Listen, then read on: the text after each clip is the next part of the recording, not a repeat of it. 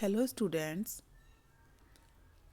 in the last class we have learned the meaning of food security and why food security is essential. And today I will start a new topic, a famine. A famine is characterized by widespread deaths due to starvation. Famine कब माना जाता है?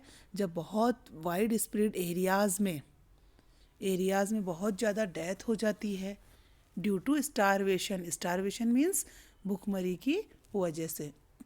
अ famine is characterised by widespread deaths due to starvation and epidemics caused by forced use of contaminated water or decaying food and loss of body resistance due to weakening from starvation. Decaying food जब प्रचुर मात्रा में या proper nutrition वाला food नहीं मिलता है या भोजन की कमी की वजह से बॉडी में क्या होता है?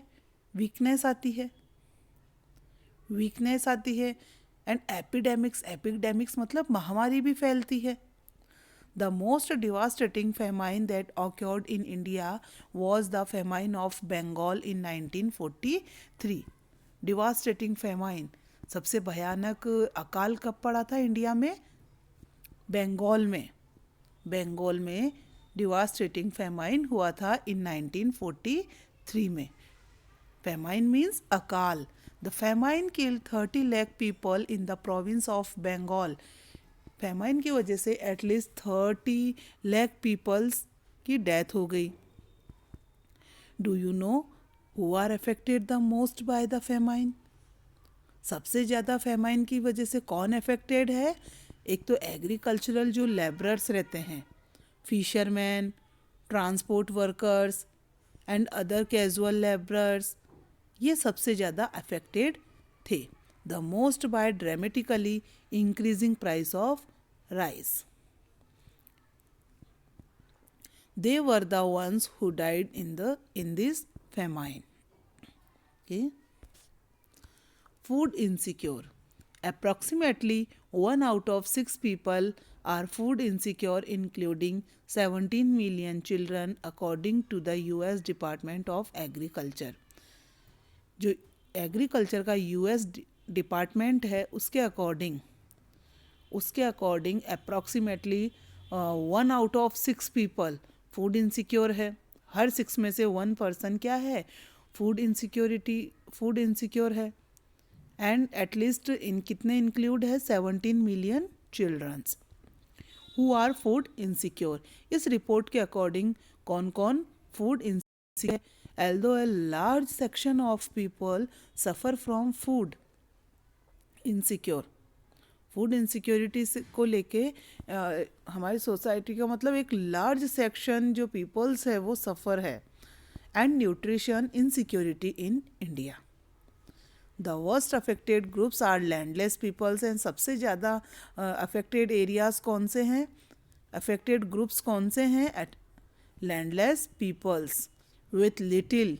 ऐसे लैंडलेस पीपल्स या तो बहुत कम उनके पास ज़मीन है या बिल्कुल नहीं है, और no land to depend upon, जिसके ऊपर वो डिपेंड हो. Traditional artisans, providers of traditional services, petty self employed workers and destitute including beggars. Destitute means निराश्रित, एंड इन्हीं में बेगर्स भी इंक्लूड है. In the urban areas, the food insecure families are those. Urban areas में food insecure families कौन सी है? Whose working members, जिनके working members generally क्या है? Employed है. कहाँ पे? In ill-paid occupations में and casual labor market. There is a story of Ramu. एक स्टोरी है यहाँ पे रामू की. Ramu works as casual laborer in agriculture in Raipur village. Ramu एक कैजुअल लेबरर है एग्रीकल्चर में रायपुर गांव में. एंड उनका जो बड़ा बेटा है Somu, who is 10 years old, and वो कहाँ वर्क करता है, पाली में। एंड उसके बाद में पाली में वह क्या करता है, to look after the cattle of the sarpanch of village, उस गांव के सरपंच सतपाल सिंह की कैटल्स को देखभाल करता है। Somu is employed for the whole year by the sarpanch, and उसको इसके लिए कितना पे करता है sarpanch, at least 1000 for this work. Ramu has 3 more sons, Somu के अलावा रामू के 3 और बेटे हैं, 2 बेटियां हैं, but they are too young, but वे बहुत छोटे हैं, टू वर्क के लिए ऑन द फील्ड। एंड उसकी जो वाइफ है Sunhari is also working, part time work करती है as house cleaner for the livestock. जो लाइफ स्टॉक मीन्स क्या होता है, livestock means livestock जो एनिमल्स जो पालते हैं, एनिमल जो पालने वाले एनिमल्स रहते हैं जो घर में पालते हैं, उनके लिए उनका क्या वर्क करती थी, रिमूविंग एंड मैनेजिंग काऊ डंग, जो गाय का जो गोबर था उसको रिमूव करती थी या उसको मैनेज करती थी।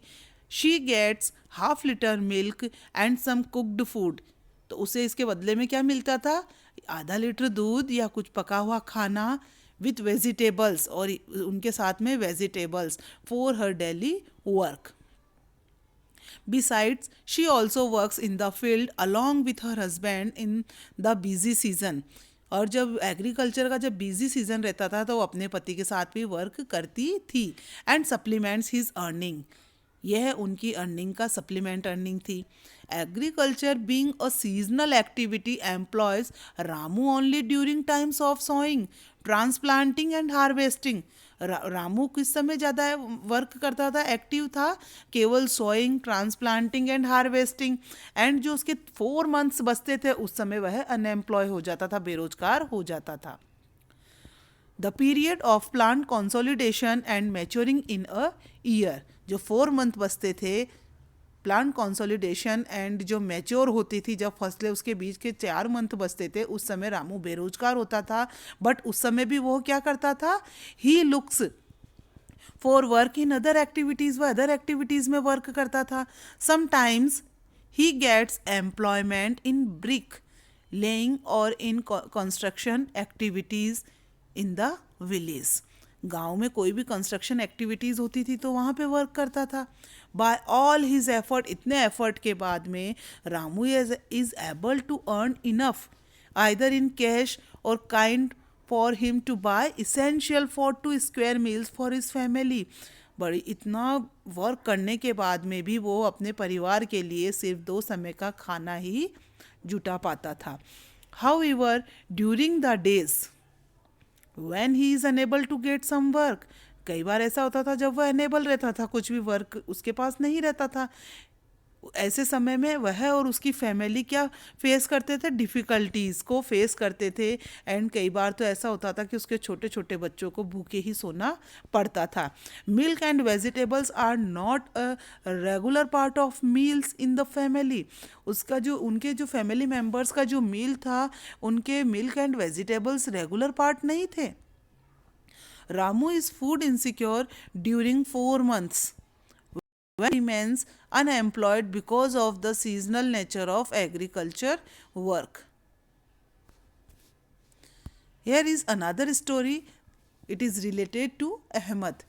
अहमद जो एक रिक्शा पुलर है बेंगलोर में, and he has shifted from Jhumri Telaiya, जो झुमरी तलैया से यहाँ शिफ्ट हुए थे। एंड अहमद के साथ में उसके 3 ब्रदर्स एंड 2 सिस्टर्स एंड उनके ओल्ड पेरेंट्स भी है।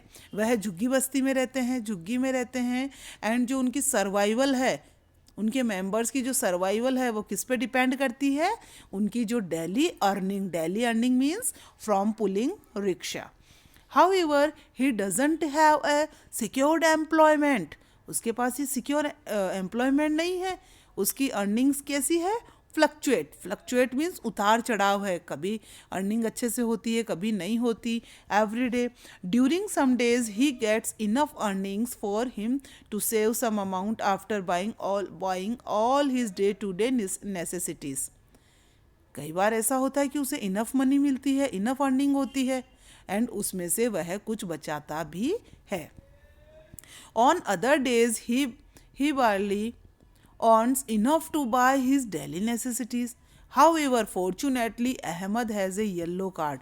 भाग्य से उसके पास क्या है, एक येलो कार्ड है जिसे गवर्नमेंट प्रोवाइड कराती है, which is PDS. PDS means public production system. Public production system के थ्रू एक कार्ड दिया जाता है. किसको दिया जाता है? जो बिलो पॉवर्टी लाइन के जो पीपल्स होते हैं उन्हें येलो कार्ड दिया जाता है. इस कार्ड की हेल्प से Ahmed gets sufficient quantity of wheat. Sufficient quantity में wheat, rice, sugar and kerosene oil उसको मिलता है हैं जो डेली यूज़ के रहते हैं. He gets these essentials at half of the market price. वह जो भी ये इसेंशियल्स है इनको मार्केट के हाफ प्राइस में मिलते हैं. He purchase his monthly stock during a particular day.